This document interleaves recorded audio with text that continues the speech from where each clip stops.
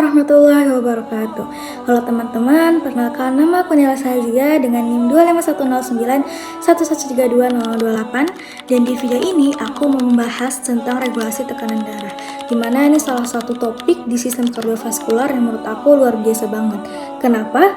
Karena suatu yang kelihatannya sederhana seperti darah yang mengalir dalam tubuh itu ternyata diatur oleh sistem yang sangat kompleks, presisi, dan bekerja otomatis setiap saat, bahkan ketika kita tidur.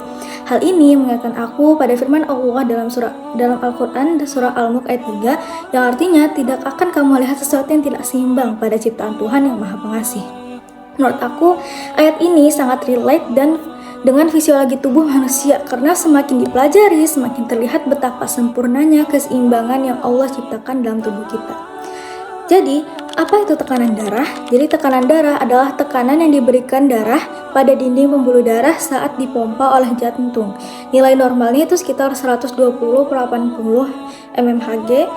120 adalah tekanan sistolik saat jantung berkontraksi dan 80 adalah tekanan diastolik saat jantung relaksasi.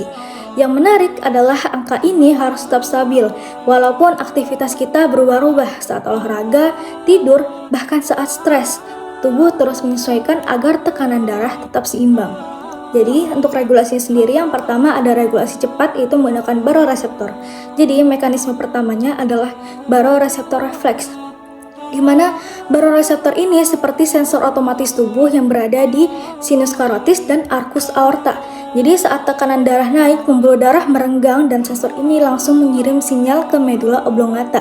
Lalu tubuh merespon dengan menurunkan denyut jantung, mengurangi kontraksi, dan melebarkan pembuluh darah. Hasilnya, tekanan darah turun kembali ke normal. Kalau tekanan darah turun, tubuh melakukannya kebalikannya. Jadi denyut jantung itu meningkat, kontraksi diperkuat, dan pembuluh darah itu menyempit.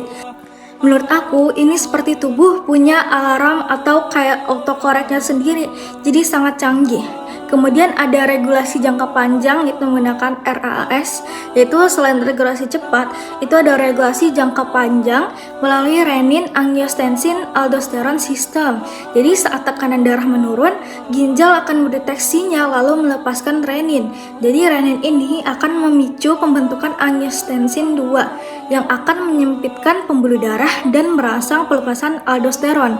Aldosteron ini sendiri itu membantu tubuh untuk menahan natrium dan air sehingga volume darah itu meningkat dan tekanan darah kembali normal. Dari sini aku makin kagum karena ternyata satu organ seperti ginjal pun punya peran besar dalam menjaga hidup kita. Dan setelah belajar regulasi tekanan darah ini, aku sadar bahwa tubuh manusia bukan sekedar kumpulan organ.